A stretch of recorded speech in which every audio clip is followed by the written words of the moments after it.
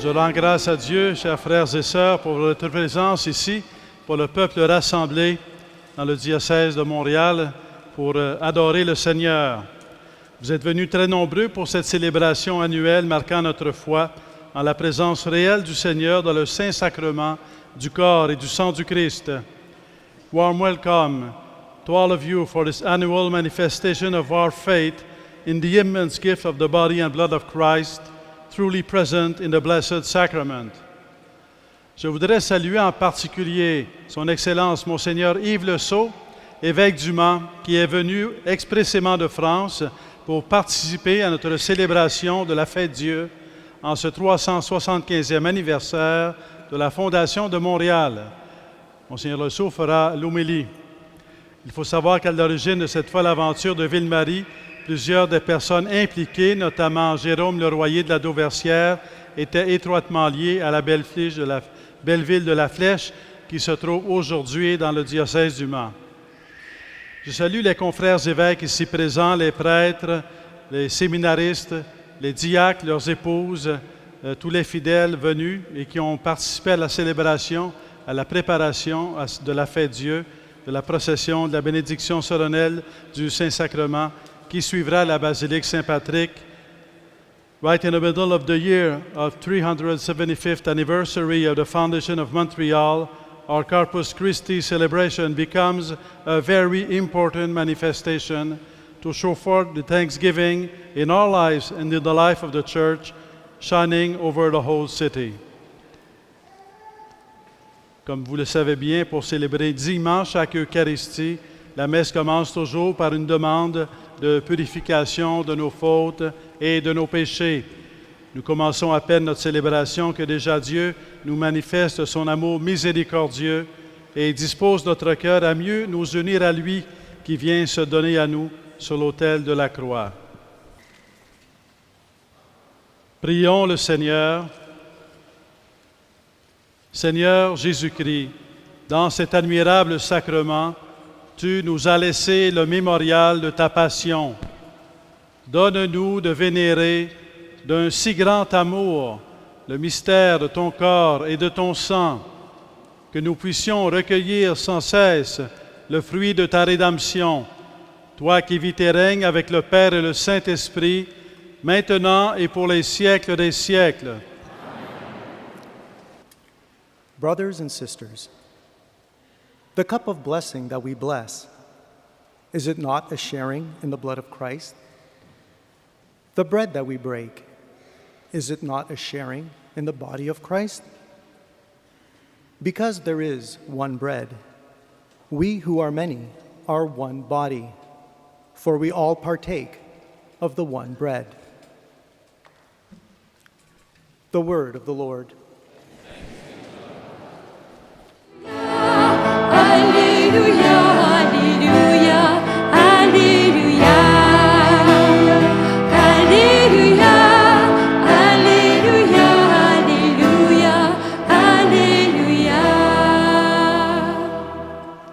Le Seigneur soit avec vous. Et avec votre esprit. Évangile de Jésus-Christ selon Saint Jean. Gloire à toi, Seigneur.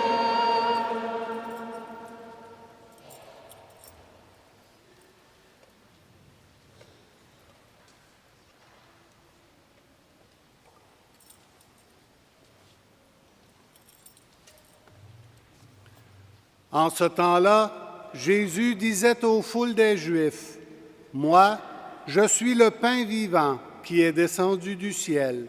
Si quelqu'un mange de ce pain, il vivra éternellement. Le pain que je donnerai, c'est ma chair, donnée pour la vie du monde. » Les Juifs se querellaient entre eux. « Comment celui-là peut-il nous donner sa chair à manger? » Jésus leur dit alors, « Amen, amen, je vous le dis. Si vous ne mangez pas la chair du Fils de l'homme, et si vous ne buvez pas son sang, vous n'avez pas la vie en vous. Celui qui mange ma chair et boit mon sang a la vie éternelle, et moi, je le ressusciterai au dernier jour.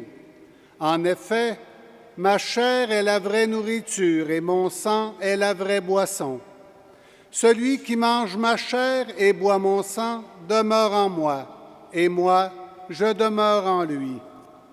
De même que le Père qui est vivant m'a envoyé, et que moi je vis par le Père, de même celui qui me mange, lui aussi vivra par moi. Tel est le pain qui est descendu du ciel. Il n'est pas comme celui que le Père a mangé. Eux, ils sont morts. Celui qui mange ce pain vivra éternellement. Acclamons la parole de Dieu. Louange à toi, Seigneur Jésus. Donc, frères et sœurs, chers amis, c'est une grande joie pour moi de célébrer avec vous la fête du Saint-Sacrement du corps et du sang du Seigneur. Alors, j'en remercie votre archevêque et puis me fait la grâce de pouvoir vous parler ce soir. Et en cette année où nous faisons mémoire des 375 ans de la fondation de la ville de Montréal. Je vous rappelle que le premier acte qui a été posé le 17 mai 1642 fut d'abord l'invocation, au moment de la fondation de la ville, l'invocation de l'Esprit Saint par le Veni Creator et la célébration de l'Eucharistie qui fut suivie d'un temps d'adoration. Le premier acte posé par les fondateurs de cette ville.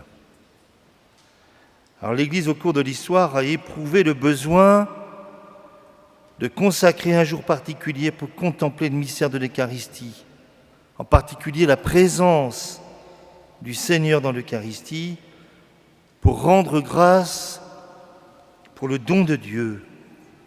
Le Concile Vatican II nous dit que l'Eucharistie est la source et sommet de la vie de l'Église. L'Eucharistie contient tout le trésor spirituel de l'Église, c'est-à-dire le Christ lui-même, notre Pâque, lui le pain vivant, lui dont la chair vivifiée par l'Esprit Saint et vivifiante donne la vie aux hommes. L'Eucharistie est le grand don de Dieu aux hommes, le don de son Fils, le pain de Dieu, celui qui descend du ciel et donne la vie au monde. Moi, je suis le pain vivant qui est descendu du ciel. Si quelqu'un mange de ce pain, il vivra éternellement.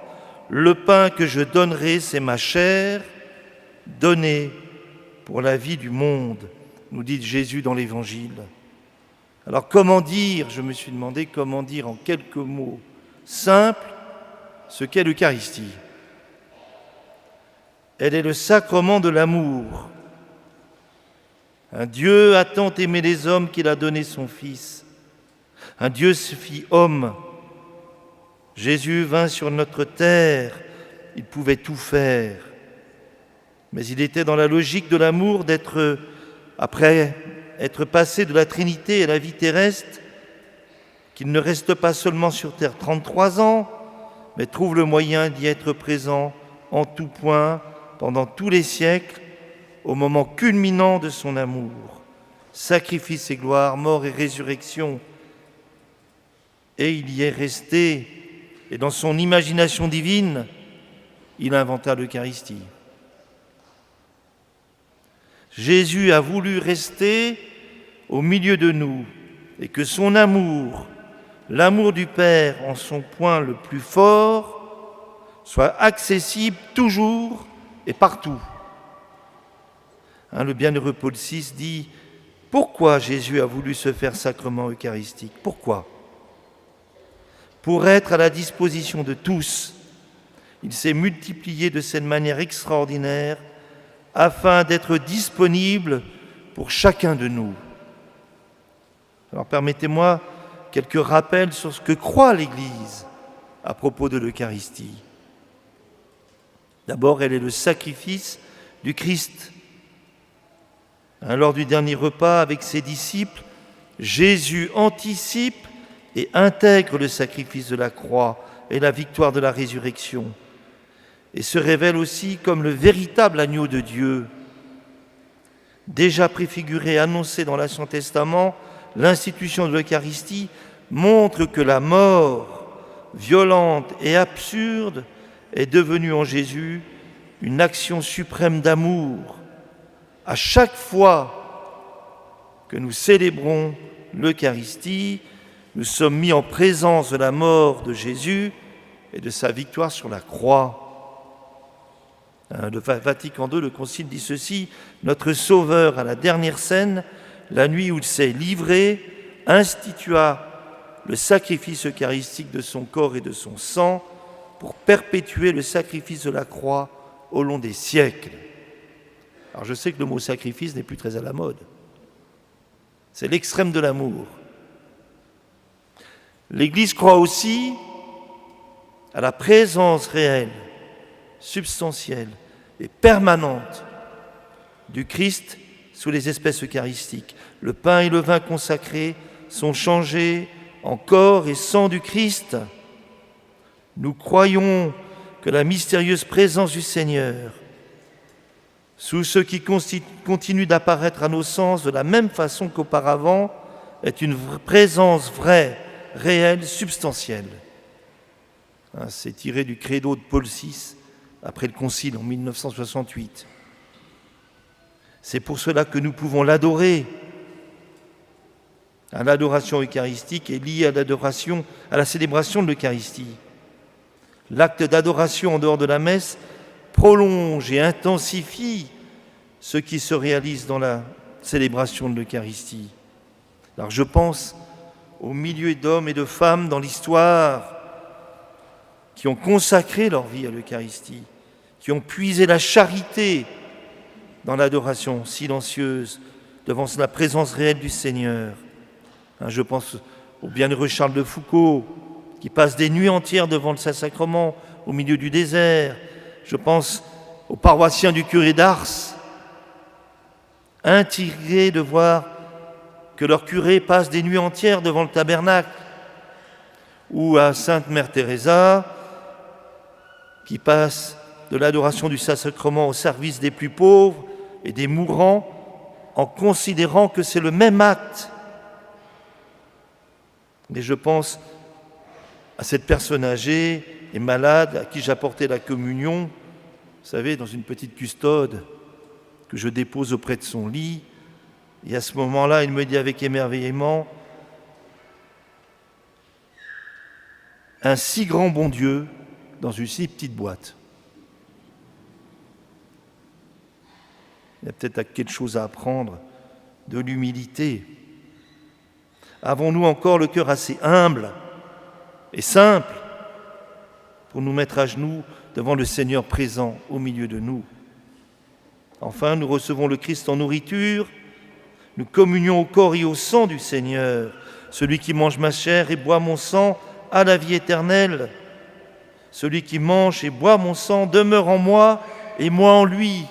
Ma chair est une vraie nourriture, mon sang une vraie boisson.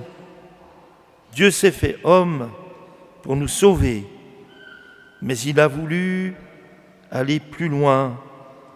Il s'est fait nourriture pour que nous nous nourrissions de lui, pour que nous devenions d'autres lui. La participation au corps et au sang du Christ n'a pas d'autre résultat que de nous faire passer en celui que nous recevons, dit le Concile. Aussi devenons-nous porte-Christ, son corps et son sang se répandent dans nos membres. De cette façon, nous devenons participants de la vie divine. Ça, c'est Saint Cyril d'Alexandrie. Je pense aussi à Thérèse de Lisieux, le jour de sa première communion, qui dira: il n'y avait plus Jésus et Thérèse, il n'y avait plus qu'un. Ce que croit et propose l'Église au sujet de l'Eucharistie peut sembler excessif, fou, mais l'amour de Dieu qui se livre sur la croix est excessif et fou. La sagesse de Dieu est folie aux yeux des hommes, mais peut-être nous ne sommes pas encore assez humbles pour le comprendre. Nous faisons mémoire en cette année des 375 ans de la fondation de la ville de Montréal, ce qui me vaut d'être parmi vous aujourd'hui. Vous le savez ou vous ne le savez pas, c'est un laïc, père de famille, Jérôme Le Royer de la Dauversière, qui est à l'origine de l'initiative de la fondation de Montréal. Il est originaire de la ville de La Flèche, aujourd'hui dans le diocèse du Mans. Nous espérons voir un jour sa béatification. Il n'est pas le fondeur de la ville au sens strict. Les fondateurs sont Monsieur de Maisonneuve, Jeanne Mance. Mais si nous nous situons dans l'initiative de Dieu, il a été l'inspirateur, sans jamais quitter la France. En réalité, et là je reprends une expression que j'emprunte à votre archevêque, c'est une constellation de saints et de saintes qui ont permis la fondation de Montréal. À l'origine, il y a eu un véritable élan de sainteté missionnaire.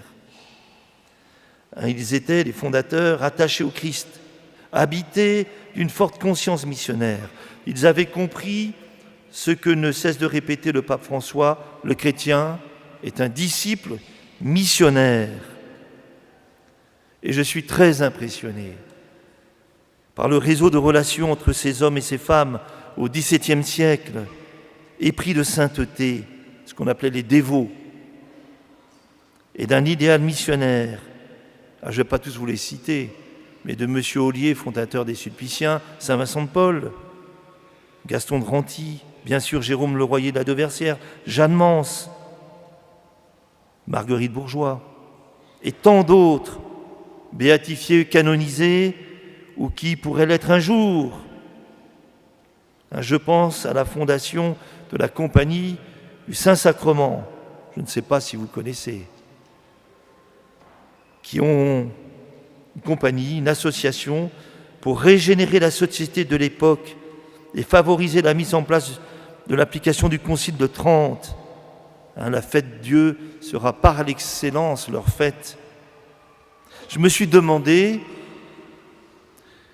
ce qui animait ces hommes et ces femmes. Ils ont dépassé des difficultés de toutes sortes, les voyages, des conditions de vie extrêmes, des revers financiers, des échecs, des incompréhensions. Rien ne les a arrêtés.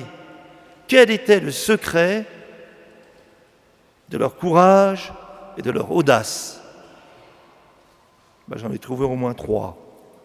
D'abord, ils étaient profondément attachés au Christ. Ils avaient une profonde vie d'union à Dieu. L'autre point, ils étaient conscients et certains que c'était une œuvre de Dieu. Ils sont entrés dans l'initiative de Dieu. Une folle entreprise, certes, mais une initiative reçue de Dieu. Et pas d'abord un projet humain. Permettez-moi de citer Benoît XVI. Le premier mot, l'initiative véritable, l'activité véritable vient de Dieu, et c'est seulement en s'insérant, en implorant cette initiative, que nous pouvons devenir nous aussi, avec lui et en lui, des évangélisateurs. C'était vrai pour eux, cela doit l'être pour nous. Et c'est pour cela qu'ils recevaient les événements de la providence de Dieu. Dieu est maître du temps et de l'histoire. Enfin, il me semble qu'ils ne vivaient pas pour eux-mêmes. Vous le savez, suivre le Christ, ce n'est pas chercher l'autoréalisation de soi, ni même le succès. Il n'est pas question de se constituer une vie intéressante ou agréable, de se créer une communauté d'admirateurs, mais d'agir pour le bien d'autrui, qui est le véritable sujet d'intérêt. Et vous le savez, notre inclinaison naturelle est de chercher d'abord ce qui nous va à nous. Enfin, je ne sais pas pour vous. Petit à petit, cependant, et je vous le souhaite, avec le temps, on s'aperçoit de l'insignifiance du moi et on devient libre. Ces hommes et ces femmes ne vivaient pas pour eux-mêmes, mais pour les autres. Alors aujourd'hui, si je puis me permettre, le Seigneur cherche des hommes et des femmes prêts à se détacher d'eux-mêmes pour se donner au service de leurs frères et sœurs. Alors, avis aux amateurs. Vous êtes partants ? Oui. Vous êtes vraiment partants ?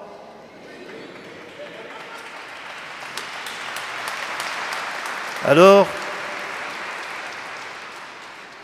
non mais attendez, êtes-vous prêt à donner votre vie, toute votre vie ? Êtes-vous prêt à perdre des choses pour la charité ? Donc en ce jour où nous célébrons le Saint-Sacrement du corps et du sang du Seigneur, qui est l'extrême de l'amour et de la charité, laissons-nous saisir par cet amour, de telle manière que nous soyons de véritables disciples missionnaires.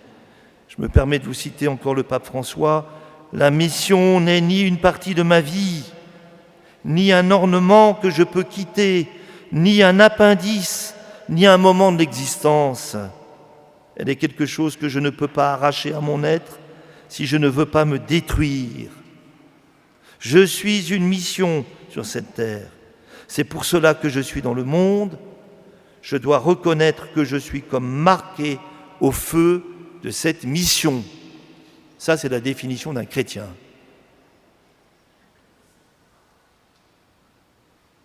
Alors en réalité, face aux défis missionnaires de notre temps, il ne s'agit pas d'abord de renouveler les méthodes pastorales, ni de mieux organiser, de mieux coordonner les forces de l'Église. Il faut susciter un nouvel élan missionnaire et un nouvel élan de sainteté. Parfois, je ne sais pas au Canada, mais nous sommes tentés de désespérance ou de résignation face au monde. En réalité, vous savez, le monde nous attend. Tous ces gens qui vivent sans Dieu, mais qui aimeraient tellement ne pas vivre sans lui. Vous savez, le désir de Dieu, la recherche de Dieu, est profondément inscrit dans le cœur de tout homme. On peut vivre sans Dieu quelque temps, on peut l'oublier, l'écarter, mais Dieu revient toujours. Et ce que disait saint Augustin est profondément vrai. À notre cœur, le cœur de l'homme ne trouve pas le repos tant qu'il ne se reposera pas en Dieu. Et aujourd'hui, si vous écoutez bien, cette inquiétude traverse nos contemporains et les jeunes en particulier. Alors, l'Eucharistie est le sacrement de l'amour, au sens où tout l'amour de Dieu y est donné, y est rendu accessible, car dans l'Eucharistie, nous recevons notre capacité d'aimer, le sacrement de l'amour, au sens où il est impossible d'accéder à l'Eucharistie si nous ne travaillons pas à aimer nos frères et sœurs, si nous entretenons en nous la haine, la rancœur et la division. L'Eucharistie produit la charité, mais elle suppose aussi la charité. Une communion eucharistique, dans la communion eucharistique sont contenus le fait d'être aimé et celui d'aimer les autres à son tour. Une Eucharistie qui ne se traduit pas en pratique concrète de l'amour est en elle-même tronquée. Alors vivons de l'Eucharistie, laissons le mystère de l'Eucharistie nous transformer et nous conduire au don véritable de nous-mêmes. Et je termine, une dernière considération. Vous savez que l'ultime de la charité, c'est le martyre. Jésus, le Fils de Dieu, ayant manifesté sa charité en donnant sa vie, pour nous, personne ne peut aimer davantage qu'en donnant sa vie pour lui et pour ses frères, à rendre le témoignage suprême d'amour devant tous et surtout devant les persécuteurs, quelques-uns parmi les chrétiens ont été appelés depuis la première heure. D'autres y seront sans cesse appelés. C'est pourquoi le martyr, dans lequel le disciple est assimilé à son maître, acceptant librement la mort pour le salut du monde, et dans lequel il devient semblable à lui dans l'effusion de son sang, est considéré par l'Église comme une grâce éminente et la preuve suprême de la charité. Que si cela n'est pas donné ou n'est donné qu'à un petit nombre, tous cependant doivent être prêts à confesser le Christ devant les hommes, à le suivre sur le chemin de la croix, au milieu des persécutions qui ne manquent jamais à l'Église. C'est Vatican II qui dit cela. Alors, que le Seigneur, en cette fête, fasse grandir en nous la charité. Vous voyez, et je termine par une image qui n'est pas de moi, que j'ai entendue d'un vieil évêque qui comparait la vie chrétienne à un poêle à bois. Vous voyez ce que c'est qu'un poêle à bois? Quand ça brûle à l'intérieur, ça réchauffe à l'extérieur. Prions Dieu que nous brûlions à l'intérieur, à la fois dans nos vies personnelles et dans nos vies communautaires.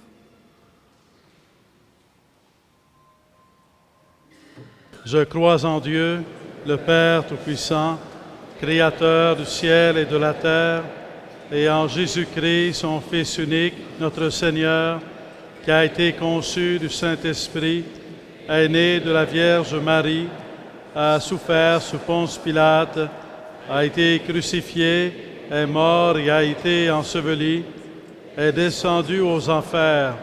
Le troisième jour est ressuscité des morts, est monté aux cieux, est assis à la droite de Dieu, le Père Tout-Puissant, d'où il viendra juger les vivants et les morts. Je crois en l'Esprit Saint, à la Sainte Église catholique, à la communion des saints, à la rémission des péchés, à la résurrection de la chair, à la vie éternelle. Amen. La contemplation du Saint-Sacrement était au cœur de la spiritualité des fondateurs de Montréal qui désiraient répondre à l'appel du Seigneur. Allez de toutes les nations, faites des disciples. Dans le même esprit, présentons nos demandes au Seigneur. Pour le ministère du pape François et de tous les pasteurs de l'Église, afin qu'ils puissent continuer à semer la paix et à travailler à la réconciliation des peuples dans le Christ. Prions le Seigneur. Seigneur, écoute-nous. Seigneur, exauce-nous. 위정자들을 위하여 기도합시다. 주님, 모든 위정자들이 사리사욕을 버리고 공동선을 추구하며 인간 존엄성을 존중하는 올바른 정치를 해 나갈 수 있도록 도와주소서. Prions le Seigneur. Seigneur, écoute-nous. Seigneur, exauce-nous. For those who hunger and thirst for life-giving bread and for justice here on earth, for all those who suffer in their bodies and in their souls, may they find in the Eucharist a profound comfort and satisfying hope. Let us pray. Seigneur, écoute-nous. Seigneur, exauce-nous. Perché la chiamata di Gesù ad essere Chiesa mediante l'Eucaristia risuoni nel cuore di tutti i giovani e che nelle famiglie e nelle parrocchie vengano valorizzate e sostenute le vocazioni sacerdotali e religiose. Preghiamo il Signore. Seigneur, écoute-nous. Seigneur, exauce-nous. Por todos nós aqui reunidos, a fim de que tenhamos sempre coração pronto para dar testemunho da nossa fé no Santíssimo Sacramento do corpo e do sangue de Jesus. Oremos ao Senhor. Seigneur, écoute-nous. Seigneur, exauce-nous. Por la ciudad de Montreal, para que en sus relaciones con las primeras naciones, los refugiados y los inmigrantes, la ciudad sea siempre fiel a sus raíces y a su lema Concordia Salus, la salvación por la concordia. Oremos al Señor. Seigneur, écoute-nous. Seigneur, exauce-nous.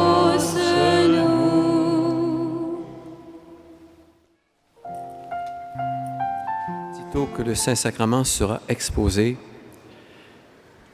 nous entendrons la séquence eucharistique composée par saint Thomas d'Aquin, duquel est tiré le Pange Lingua et le Tantum Ergo. Et ensuite, nous procéderons à la sortie de la basilique pour la grande procession dans les rues de Montréal. Nous vous prions de laisser la croix ainsi que les cierges. Seront suivis des chevaliers et dames du Saint-Sépulcre, ensuite des chevaliers de colon, puis ce sera l'archevêque, les évêques, ensuite les prêtres, les diacres et séminaristes. Et puis, nous sortirons tous dans la rue et vous prendrez place. Nous laisserons le temps de tous les fidèles de sortir calmement et se placer derrière l'archevêque pour la grande procession qui nous mènera jusqu'à la basilique Saint-Patrick pour le salut du Saint-Sacrement.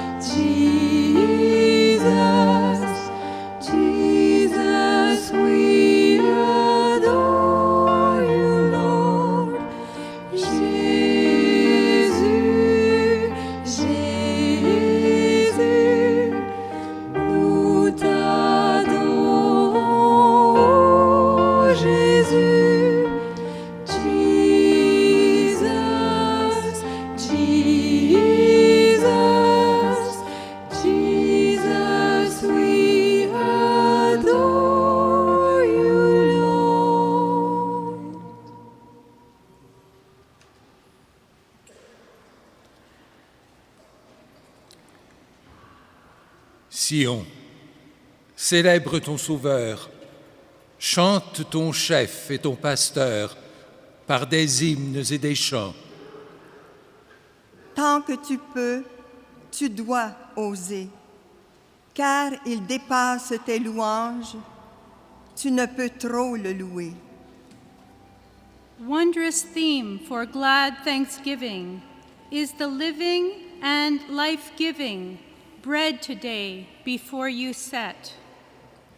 From his hands of old partaken, as we know by faith unshaken, where the 12 at supper met. Louons-le à voix pleine et forte, que soit joyeuse et rayonnante l'allégresse de nos cœurs. C'est en effet la journée solennelle où nous fêtons de ce banquet divin la première institution. Hear the new law's new oblation by the new king's revelation ends the forms of ancient rite. Now the new, the old effaces, substance now the shadow chases, light of day dispels the night.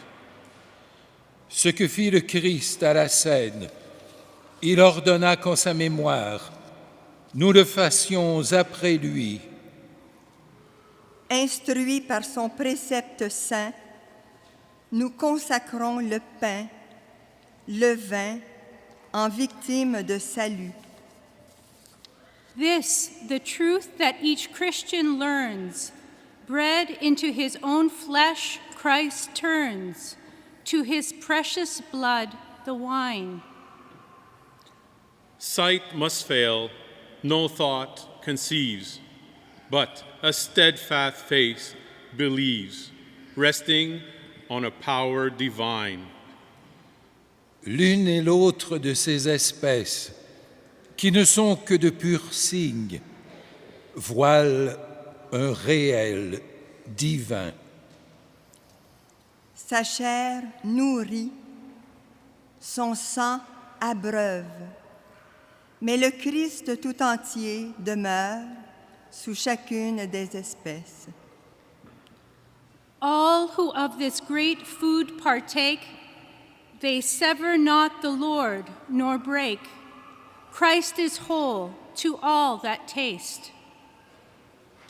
Be one or be 1,000 fed, they eat alike that living bread. Eat of him who cannot waste. Bons et mauvais le consomment, mais pour un sort bien différent, pour la vie ou pour la mort. Mort des pécheurs, vie pour les justes. Vois, ils prennent pareillement. Quel résultat différent. When the sacrament is broken, doubt not, but believe as spoken, that each severed outward token does the very whole contain. None that precious gift divides, breaking but the sign betides. Jesus still the same abides, still unbroken does he remain. Ensemble, Le voici le pain des anges, il est le pain de l'homme en route, le vrai pain des enfants de Dieu, qu'on ne peut jeter aux chiens. D'avance, il fut annoncé par Isaac en sacrifice, par l'agneau pascal immolé, par la main de nos pères. Bread yourself, good shepherd, tend us. Jesus, with your love befriend us. You refresh us and defend us. To your lasting goodness send us, that the land of life we see. Lord, who all things both rule and know, who on earth such food bestow, grant that with your saints we follow, to the banquet ever hallow, with them heirs and guests to be. Amen.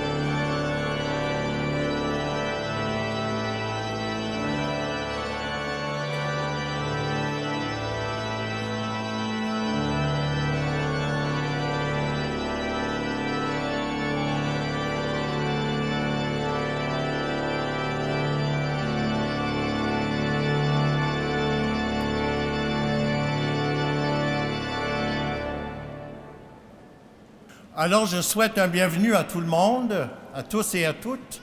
Welcome to all of you.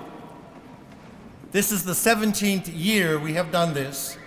It started in the Jubilee year of 2000, and we continue every year this wonderful tradition of Corpus Christi, of Mass, procession, and benediction. Je voudrais remercier l'archevêque qui est avec nous ce soir, les invités, les vicaires. Alors, bienvenue, bonne soirée. As a people of God, we are all called, each one of us, to adoration, to kneel before God. We are called to kneel before God as a person, as an individual, as a baptized person who believes in Jesus Christ. But we are also called to kneel before God as a people. And this Corpus Christi feast is a moment of grace because we are gathered together in our own personal name, but also in the name of our families that are in our heart, in the name of all the baptized in the Diocese of Montreal, in the name of all the people who live in the Diocese of Montreal. We come to kneel before God, but with us, we bring with us in our heart the world, the whole world is with us here this evening as we kneel before God. Do we give enough time to kneel before God? Certainly not as we should, but God knows our limits and He's full of mercy for us, and each moment we want to be in front of Him, before Him, kneeling before Him, adoring Him. He welcomes us. He sees in us someone who's a sinner, but He wants to give us His forgiveness. But He mostly sees in us that we're all the brothers and sisters called to be brothers and sisters in Jesus Christ. So the moment of adoration as we kneel before Jesus Christ present in the Holy Eucharist, it also gathers us together as brothers and sisters in Christ. So it's a moment of personal piety, but it's also a moment of popular piety, people of God praying. I thank God that we are here this evening to pray, to adore, and to kneel before Jesus Christ. I thank God deeply because it is a great gift that He has given to our church. It's a gift because we can forget God easily. We can forget Jesus Christ easily. We can forget the Eucharist easily. So that this evening all of you left your home, the comfort of your home, to be in this moment of prayer is a gift from God. It's God who called you here. It's God who called you to the cathedral for the Mass, who called you to the procession, and who called you here to a moment where we kneel before Jesus Christ. So I invite you to have in your heart, in your soul, in your spirit, a movement of thanksgiving towards God who calls us, who never ceases to call us even when we sometimes are far away from Him. He's always close to us, never far, always close to us. Whatever our lives, and we have different lives, but at the same time we have different joys and different pains, maybe different sadness. But Jesus Christ wants to be near all of us. He wants to be near our joy. He wants to be near our sadness. He wants to bear us on the cross, on His cross, so that His love will fill our heart. As we take the time to kneel before Jesus Christ, we are opening our heart to His love, not only for Him to love us, but also for Him to transform us. The love of Jesus Christ is an infinite power of presence, forgiveness, attention, caring, but also an infinite presence and power of transforming. Jesus Christ has the power to transform our lives, to transform our hearts, so that not only will He love us, but also we will be loving God and loving each other. So this moment of adoration, this solemn moment when the people of God gather before Jesus Christ yearly in a special occasion, special moment, is a time of leaving everything to be with Christ, but also being transformed by Christ to go back to our lives with His love, with His capacity to love, so that we'll love more the ones in our family and in society. So let us continue in prayer in silence. It was a moment of silence where silence is listening to the Word of God, but I would propose to you that silence is also listening to the silence of God. Because there is a silence of God. The silence of God is the silence of Jesus Christ in His death on the cross. And as such, it is the most powerful word from God is the silence of Jesus Christ on the cross. So I invite you for a minute in your heart to listen to the silence of Jesus Christ.